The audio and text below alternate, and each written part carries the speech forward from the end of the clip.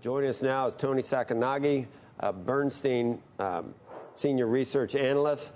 A lot is swirling around, Toni, and I can't rank which concerns have hit the stock or sort of, I don't know, put a bump in the road for Apple's inexorable rise, which we've seen really for decades almost. But I'm worried that there is a bit of a sea change in the future for Apple. Is there, or is it that, once again, demise is being greatly exaggerated?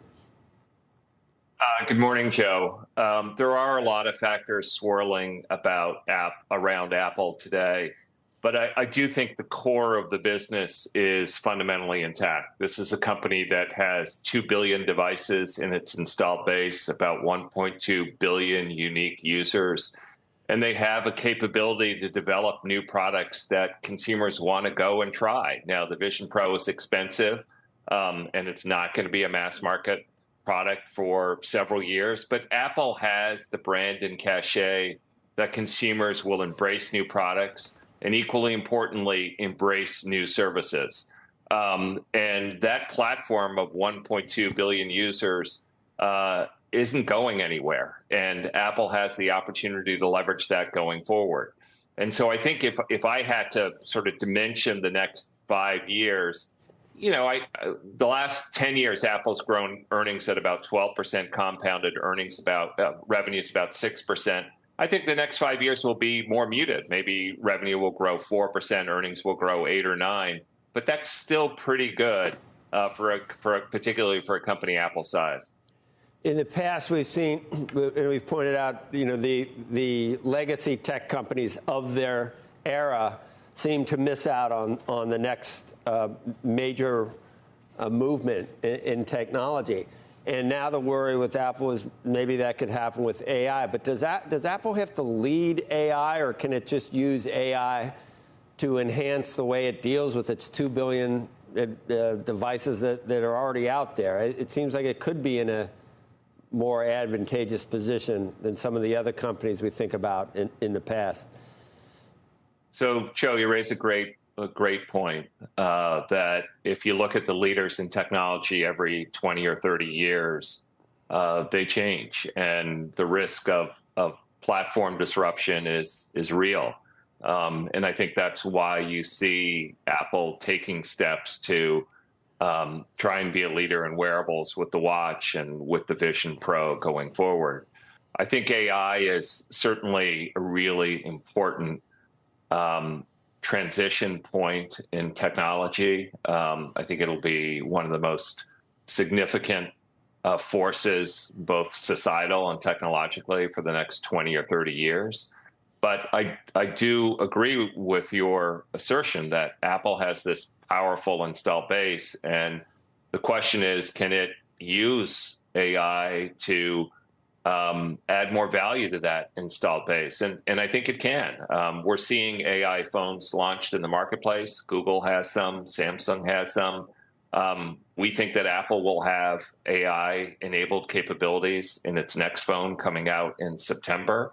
And so I don't think this is, and obviously the iPhone will allow access to ChatGPT, Copilot, other third-party AI capabilities. So I don't, at this point, think that Apple necessarily has to be, the leader in generative AI. I think they'll have a lot of AI on their device that will make the device easier to use, and they will be an access point to other generative AI applications.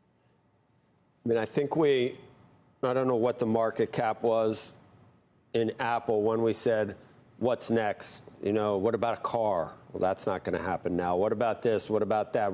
Are they going to buy this? Entertainment, all those things. Somehow they've gone almost, it has gone almost $3 trillion, not quite, but it was close, just on building out services in the ecosystem. And I guess there's no reason to think that can't continue if you do that effectively. Yeah, I think what Apple has shown with services is, so this is a business that's a little over 20% of revenues. It's been growing double digits. So services alone is adding almost 3 points of growth to Apple every year. And it's a function of a few things. Apple's introducing new services every year, whether they're media services or financial services. They're deepening penetration. It feels like I need more storage for iCloud, seemingly every few months. They're taking price on some of those services. And they're deepening penetration. There are many parts of the world where people still don't have services. So that trifecta of being able to sell services in new parts of the world, raise price, and introduce new services, likely means that business can grow double digits for several more years. All right. I don't know what, maybe the demise, again, greatly exaggerated, but you did say, that's ratcheting down growth and in revenue and earnings, I guess, Tony, but it's still pretty good nonetheless, and it would still compound on the stock price if the multiple stays the same. Seems like it's not that expensive either. So maybe it is, it's too early to say it's over. Yeah, look, the last point on valuation, I think, is if we look at Apple's valuation, obviously it's come in. I think the most important metric is what is Apple trading at relative to the market.